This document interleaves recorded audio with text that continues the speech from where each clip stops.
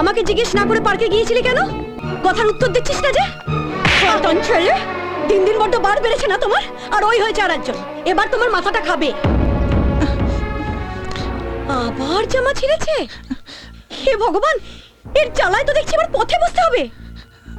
এভাবে জামাটা ছিঁড়লো কি করে?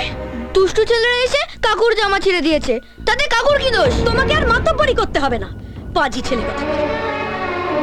এরপরে যদি আর পার্কের নাম করেছো না, মেরে একদম ঠ্যাং ভেঙে দেবো। যাও, হাত মুখ ধুয়ে পড়তে বসো। এবারে আর পাস করতে হচ্ছে না, বাঁদর ছেলে কোথাকার। সঙ্গের মতো দাঁড়িয়ে আছে দেখো, একটা পয়সা তো রোজগার করার মুরদ নেই। দামরা গোপাল, কাজের মধ্যে শুধু রাশি রাশি গেলা। আর ওই একজন বিশু কাকা, বাজারের পয়সা চুরি করে তার আদরের ছোট বাবুকে চকলেট গেলাচ্ছেন, রবড়ি গেলাচ্ছেন। চোর একটা। বিজু কাকা চল না, বিজু কাকা ভালো, তুমি বাজি। কি? আমি পাজি?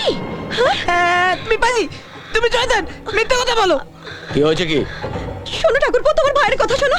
বলছে আমি নাকি পাজি, শয়তান। অসুখ আজকে তোমার বর্দা, আমিও দেখবো। এই কি বললি তুই? বিজু কাকা চল না, বিজু কাকা ভালো। তা বলে তুই বৌদিকে অপমান করবি? জানোয়ার একটা।